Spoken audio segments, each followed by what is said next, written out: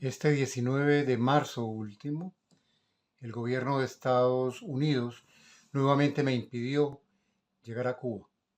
Lo está haciendo desde el año 2009, cuando me incluyó en la non-fly list, en esa lista de unas 50.000 personas, según he conocido, en el mundo, que nos prohíbe tocar su territorio o cruzar su espacio aéreo porque somos consideradas un peligro para su seguridad nacional. Entonces, cuando he intentado ir a Cuba, en 4 ocasiones después de esa fecha, no es posible porque Estados Unidos ha obligado a las empresas que vuelan desde Europa a pasar 5 minutos sobre su espacio aéreo antes de ingresar a Cuba. Y esos 5 minutos le obligan a las empresas aéreas a entregarle el registro de pasajeros a Estados Unidos. Yo vivo en París, viajé hasta España para tomar un vuelo de Cubana Aviación que ingresaba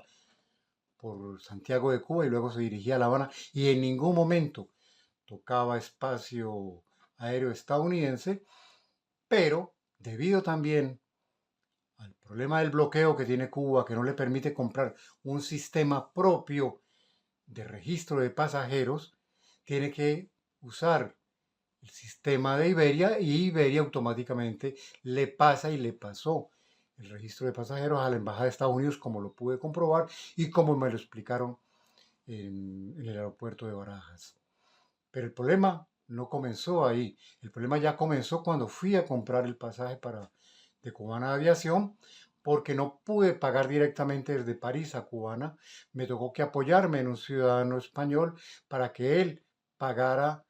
a Cubana en Madrid. Yo no podía hacerlo porque mi carta de, de, de crédito, mi carta Visa, no lo permite hacer transferencias a Cubana de Aviación.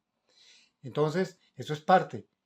de todo este bloqueo incesante de 60 años contra Cuba, el bloqueo más largo de la historia humana y el bloqueo más fuerte de la historia humana.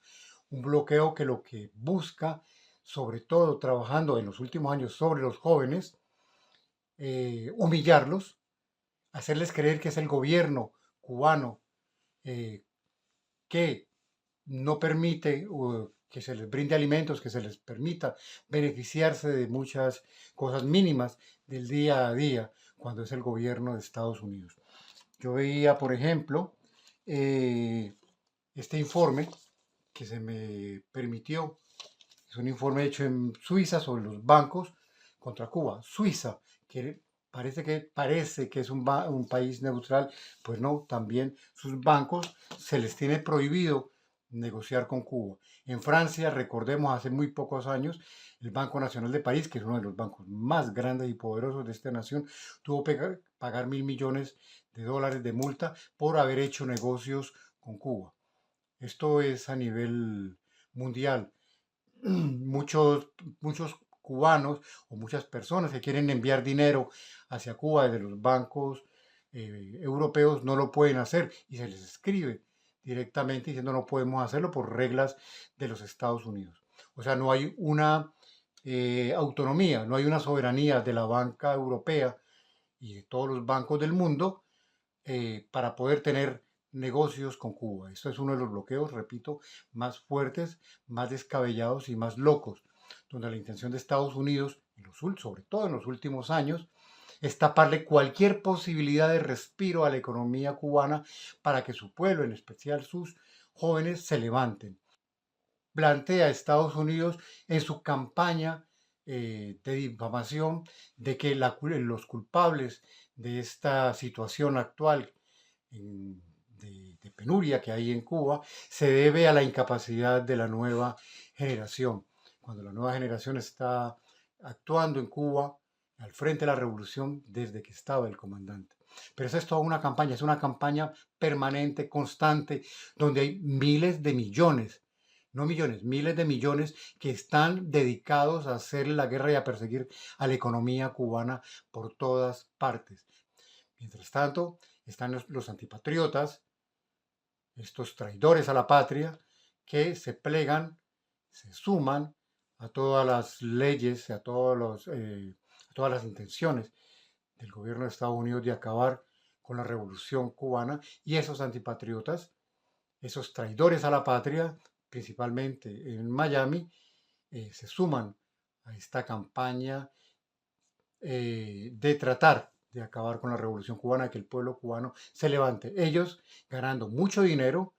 sentaditos tranquilamente en un sillón en Miami. La persecución es tal a la economía cubana, a cualquier intercambio monetario, económico de Cuba con el mundo, es a tal punto que, por ejemplo, muchas embajadas en el mundo,